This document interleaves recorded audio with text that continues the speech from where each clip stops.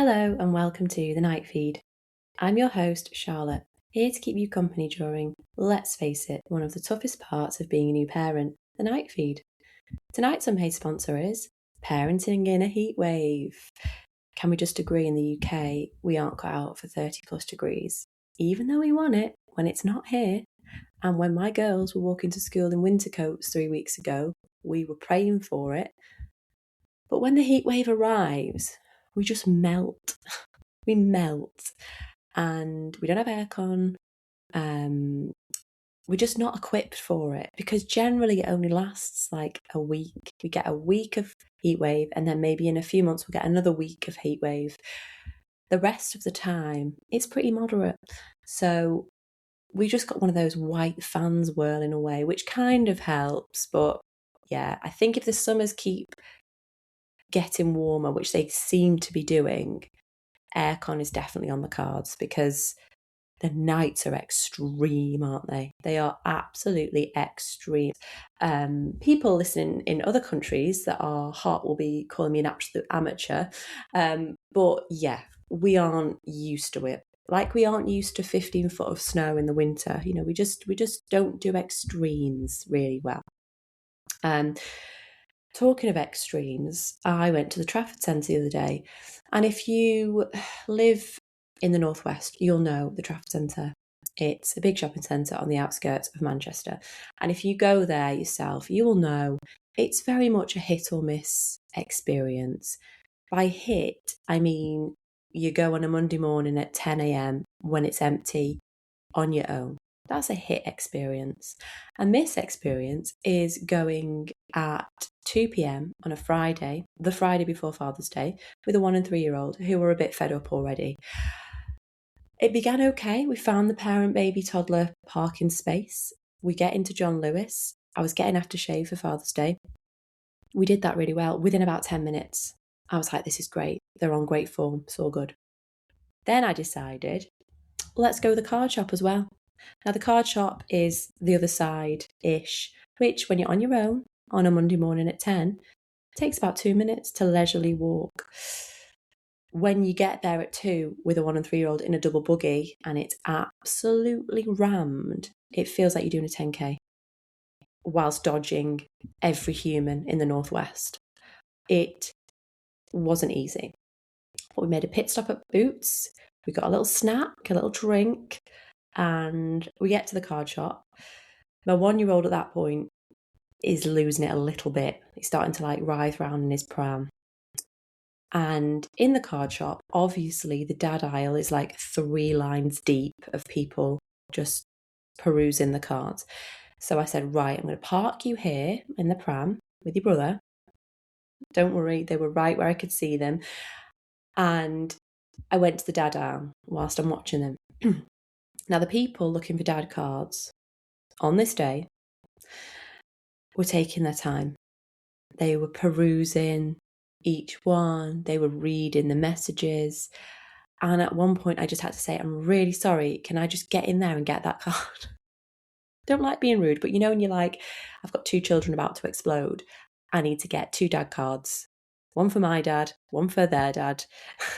And I need to get out of here. I actually picked 2 surprisingly nice cards, actually, with really lovely messages, considering the haste I had to make the decision with. Paid for the cards. Little did I realise I had parked the pram next to the oversized lollipop stand. So come back to the pram, and my 3-year-old is doing the most beautiful doe-eyed smile whilst holding said lollipop. Now, I'd just been to Boots and got what the snack she wanted, and I wasn't in the market for giving her a massive lollipop at that point. So I said, I'm really sorry, lovely, but we're not going to get a lollipop today. You've got your snack. We're going to go home now. Oh my bejeez. The tantrum. Now, I pride myself on the fact that when I go out with the kids, they're generally really good. They'll listen to me. They'll reason with me. They don't tend to lose it. But this was 2 p.m. on a Friday. That had been a long week. She wasn't in the mood. And it escalated to me walking out with the baby in the pram and her standing in the window of Card Factory or Warehouse or Clinton's, whatever it's called, crying her eyes out with a lollipop in her hand, like literally like she was a mannequin in the window. And I was like, I'm so sorry. She looked so sad. But I know in my back of my head, I had all these parenting expert people saying, if you give in, they learn, that they get a tantrum, they get what they want. So I was like, no, I'm really sorry. You can't have it, lovely. I felt like the worst mum in the world. But then she lobbed the lollipop on the floor in front of everybody. Everybody's looking at this point. And you know, when you have those moments as a mum to young children and a baby, that no one's coming right now. No one's going to come and save you.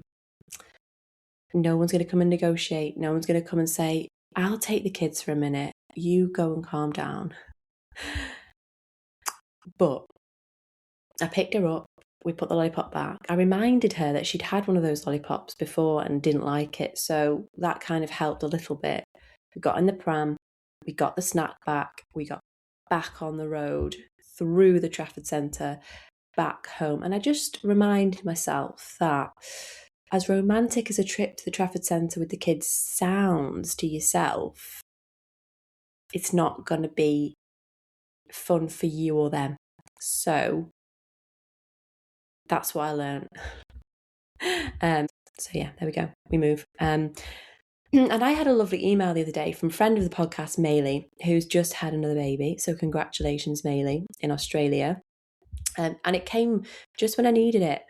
Following on from me talking about mummy maxing on the last episode, she sent me a meme on clutter maxing, which, let me tell you, when you just receive something, you're like, I just needed that today. Because I'd been stood in the kitchen looking at the clutter, toys, paperwork, dishes, and you're just like a bit overwhelmed by it. And then I got this lovely email, and it's just a mum stood giving into the mess saying it's clutter maxing. And I thought, you know what, I'm going to clutter max today. But yeah, it just really put a smile on my face. So I thought I'd share that with you. If you are having a clutterful day and you are stood not knowing where to start, think about clutter maxing for the day and give yourself a break. Before I get into the emails, I've had some really helpful responses to the mum who wrote in a couple of weeks ago about getting her breastfed baby to take a bottle. And if you remember, we were talking about nipple confusion and what the best bottles are for having a baby that you want to basically combi feed. So have the breast and the bottle. So this is from Vicky, who emailed in a couple of weeks ago about holiday tips when traveling. And she said, we introduced bottles on day 3, but we were in hospital due to weight loss. It was a last resort before a feeding tube. Baby took the hospital bottle, but reluctantly. We eventually settled on the MAM self-sterilising bottle with a size 0 teat. They're great as you can just sterilise a single bottle very quickly. They also come apart and are so easy to wash. Now baby takes bottles. We alternate with Tommy Tippy anti-colic bottle as well as breast. All require the baby to use slightly different technique. In my mind, this helps reduce confusion. There's nothing scientific about this, merely my thoughts. Introducing bottles so early meant that we didn't ever have to make it exclusive breastfeeding, but our situation is slightly complicated because of the medical issues. So there you go. That one was from kind of birth, and that baby's had that bottle. But again, the MAM self-sterilising bottles with a size 0 teat from very young, and then now the Tommy Tippy anti-colic bottle. So there's a few recommendations. And then lovely Faye wrote to me, who was a guest on the podcast about 2 years ago, and she's also had a new baby. So congratulations. So she's back listening on the night feed. She said, for us, we did a small amount of combi feeding starting about 8 weeks old with my daughter using the MAM bottles. There you go, MAM again. And I concur with MAM. We use a size 0 teat to start with. And I think so long as the bottle doesn't become an easy alternative to baby than breast, then they're unlikely to reject the breast down the line. I did find, however, that I was needing to pump to relieve the pressure if I wasn't feeding her directly, so it wasn't really buying me much more time, maybe a couple of hours in the night. So I'm not sure if I'll bother with the faff of the extra cleaning and sterilising this time around. There you go. So there's another mam recommendation with a size 0 teat. Again, it's personal choice, isn't it? I think I know of friends that have pumped and it has been a lot of extra time. And I know it's not the easiest either to pump. And kudos to mums who do it and breastfeed. I think everything has its challenges, doesn't it? Breastfeeding has its challenges, bottle feeding has its challenges, combi feeding has its challenges, and it's working out what's right for you. But they're the recommendations. Mam does keep coming up quite frequently, and they are the bottles I used as well. So I hope that helps. Okay, an email I've had last night actually, says all at once. Hi Charlotte, I was listening to your latest episode while pacing around the house with my 15-week-old son and thought I'd write in because surely someone else out there is having the same week as us. My little boy seems to have decided that during a heat wave of all things, now would be the perfect time to do absolutely everything at once. He started cutting what I think is his first tooth. He's suddenly learning new skills every day. He's discovered that he has a voice and spends most of his waking hours testing just how loud it can go. And on top of it all, we've been hit with, I'm pretty sure, is a sleep regression. The shrieking is my personal favourite. I spent half my day reminding him that he's a baby, not a dinosaur, but he finds this hilarious and responds by screeching even louder. Safe to say, we're a very tired household right now. Everyone tells you baby goes through phases, but nobody warns you that sometimes they seem to stack all the phases on top of each other and unleash them simultaneously. I'd love to know if anyone else's baby picked a random week to learn, to grow, to teethe, and to stop sleeping all at the same time during a heat wave. Love, a very tired mum. Thank you for writing in. I am absolutely certain there will be other mums listening to this right now, nodding frantically along. We're all struggling in the heat wave. So there you go. That's one. We're all with you on that. However, learning everything at once, teething at once, having a sleep regression at once is tough.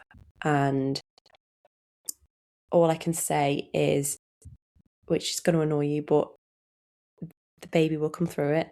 And in a couple of weeks, you'll turn to your partner and be like, oh my God, do you remember how hard that was?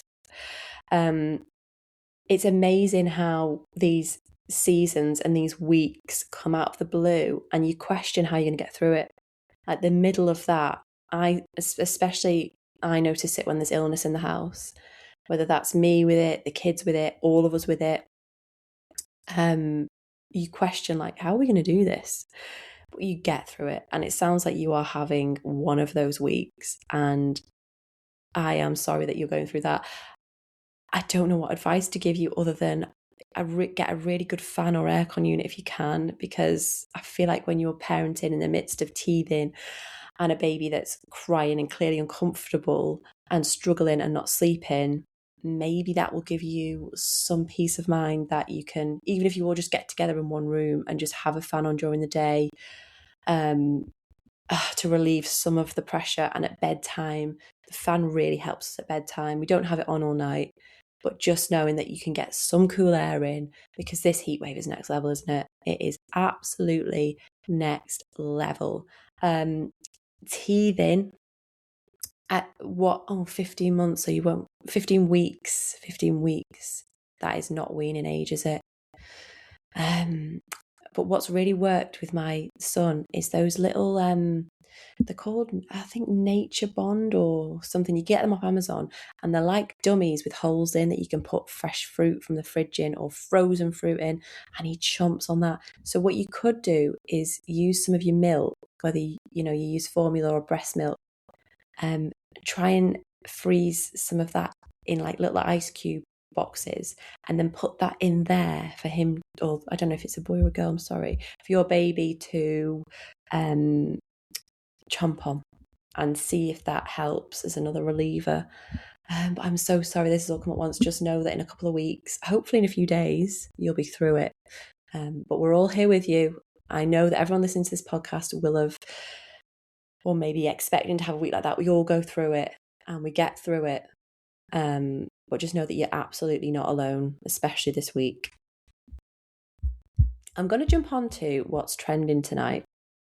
And the question that's circulating is, are modern parents becoming narcissists? So something that's been causing quite a debate online is the work of psychologist Erica Komisar. Now, if you've ever come across her before, Erica is a psychoanalyst and a parenting expert who often talks about attachment, child development, and the impact of modern culture on family life. One of her more controversial arguments is that today's parents are becoming increasingly narcissistic. Now, before you immediately spit out your cold coffee and think, excuse me, let me explain. She's not saying parents are walking around being all vain. Her argument is that modern culture has become so focused on self-fulfillment, personal achievement, and individual happiness that parenting sometimes gets kind of squeezed into the background. And she talks about how previous generations often organised their lives around family and community, whereas now many of us are juggling careers, side hustles, personal brands, fitness goals, self-development, social media, and the constant pressure to optimise every aspect of our lives. And according to her, children can sometimes end up competing with that. Now, unsurprisingly, this has sparked a big reaction online. Some people agree with her. They say we've become very obsessed with documenting our lives, building an identity online, chasing productivity, and that children are growing up in homes where everyone's attention is constantly being pulled somewhere else. Others think her argument is unfair because, let's be honest, modern parents aren't just trying to find themselves fun. Most families need two incomes. Housing costs are through the roof. Childcare is eye-wateringly expensive. And many parents are trying to balance all this with work and family because, not because they're selfish, but because they're exhausted and trying to survive. So what I find interesting, though, is, especially the parents I know, I think we're the opposite in a way, because if anything, I think we're constantly worrying about, are we doing enough for our kids? Because there's that much online now about how to optimize parenthood. Then I wouldn't call us narcissistic necessarily. I would say that yes, the attention economy plays a huge role, but the parents I speak to are very concerned with, are we doing enough? Are we doing the right thing? Are we raising them the right way? And I wonder if we've accidentally created a world where everyone's attention is being pulled in 100 different directions with 100 different opinions, because we've never had so many demands on our focus. You know, our phones are buzzing, emails, Instagram is telling us how to parent, TikTok is telling us how to parent, the baby books are telling us how to parent. I'm telling you, no, I'm not trying to tell you how to parent. I'm trying to cut through the noise. That's my aim with this podcast. I never want to tell you how to do anything. But, you know, I am another noise, aren't I? And, you know, meanwhile, there's an actual child sitting next to us wanting us to just do a drawing with them and spend some time with them. And I wonder if the real issue isn't necessarily narcissism. I wonder if it's distraction. Maybe modern motherhood and parenthood have become so noisy that being fully present has become difficult. And I think it's why so many of us feel drawn to the idea of slow motherhood lately, analog motherhood, not because we're rejecting ambition or careers, but because we're craving something that feels increasingly rare, and that is undivided attention. And perhaps that's the thing that children need the most. I know children want time. You know, you can get them toys, you can get them different things, but when I'm sat with my girls reading a book or colouring with them, they are happiest. And I am as well. When I put my phone away and I'm in the midst playing with them, that makes me really happy. That's my escapism, you know, away from the noise of my phone, away from emails, away from phone calls, with the kids. And I know not everybody thrives in that environment. I know I've spoke to people who say, that's great, but I love being at work as well. And that's okay. Everyone has their own optimal happiness, don't they? Everyone has what they need to make them happy. But I do think attention and how it's spent has a big thing to answer for modern parents. I always say this when you think back to even our mums in the 90s and our grands and old, our nans, their generation, they were always a lot more present, I think, because they had no other choice. There was the telly, but apart from that, there was no phone buzzing in the pocket all the time, or video telling them that they're doing this wrong or they're doing this wrong. And yeah, it just ties into the whole slow motherhood that I crave, and I know a lot more mums crave, where you cut the noise and you're just present. And that, I think, is the biggest gift we can give our kids nowadays. Let me know what you think. I'd love to hear your thoughts on Komisar. I love some of her arguments. Some of them I find controversial. I think she's a very interesting woman. Whenever I listen to her, she presents with a lot of evidence, which I like. She's a hot topic because she does talk about topics that are controversial around daycare, for example. A lot of mums and dads in this economy have no choice but to put their child into daycare.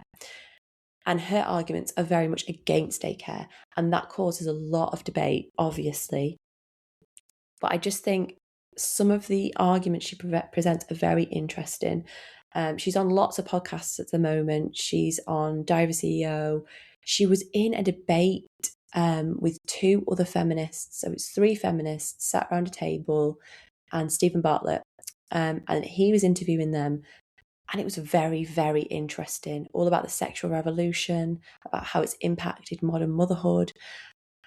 So many different topics, and they all had quite different views. And it was very, very interesting to hear three feminists discussing feminism in different ways. I don't know what it's called, but if you just go on YouTube, you'll be able to find it. Stephen Bartlett, Erica Komisar.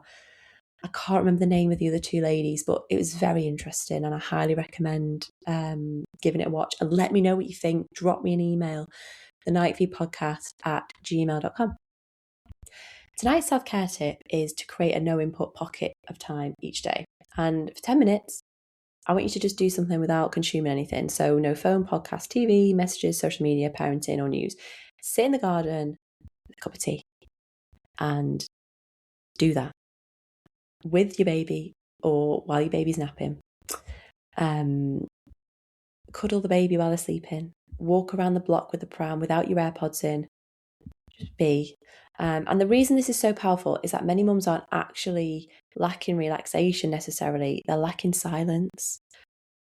Because there's always this compelling desire to have something on while you do the laundry, or listen to a podcast while you're in the bath, or you don't need it. And I think stepping away from that and having 10 minutes of nothing in can actually feel so restorative. And it gives your nervous system a chance to switch off, because you'll go from parenting your baby to podcasting. And it's funny, Maylee made a funny point about podcast maxing, because when you listen to podcasts, some of them are just information. I was listening to a woman on Diary of a CEO the other day talking about plastics, and my God, it put the fear of God in me. It's literally like, your meat's covered in plastic, your bottles are covered in plastic, even the BPA-free bottles are terrible for you. And you're like, oh my God, give me a break.